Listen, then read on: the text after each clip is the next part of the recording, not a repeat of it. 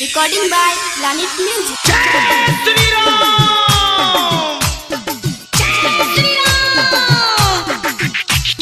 DJ Sumit Satish Rema.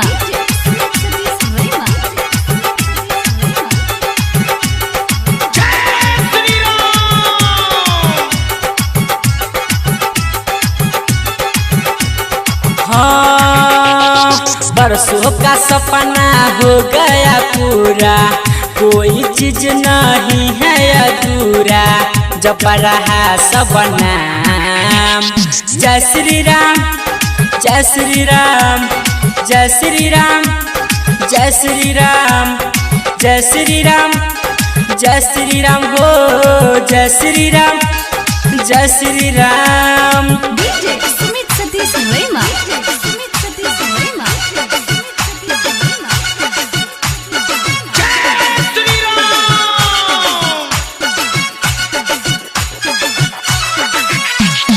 जय श्री राम, जय श्री राम, जय श्री राम, जय श्री राम। खुशियों का दिन आया है, जो मांगा पाया है। मोदी जी ने यह सबको दिखाया है। धूम मचेगा, डीजे बजेगा, भगवा रंग में सभी रंगेगा। खुशियों का दिन आया है, जो मांगा पाया है। मोदी जी ने सबको दिखाया है। धूम मचेगा, डीजे बजेगा, भगवा रंग में सभी रंगेगा।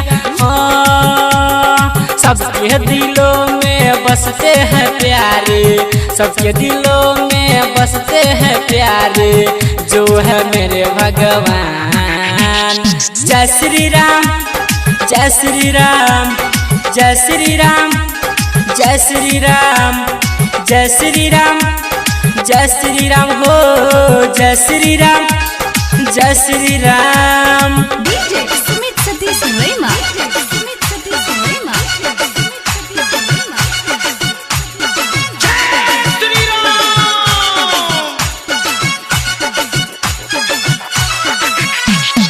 जय श्री राम, जय श्री राम, जय श्री राम, जय श्री राम।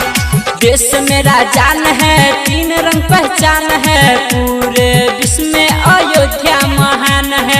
सबका ये प्यार है, सबका दुलार है। एक एक बच्चा विष्णु अवतार है। देश मेरा जान है, तीन रंग पहचान है। पूरे विश्व में अयोध्या महान है। सबका ये प्यार है, सबका दुलार है। एक एक बच्चा विष्णु अवतार है। हाँ, रमन जी यादव गा के ये गाना, रमन जी यादव गा के ये गाना रखता है सबका मान। जय श्री राम, जय श्री राम, जय श्री राम, जय श्री राम, जय श्री राम, जय श्री राम हो, जय श्री राम, जय श्री राम।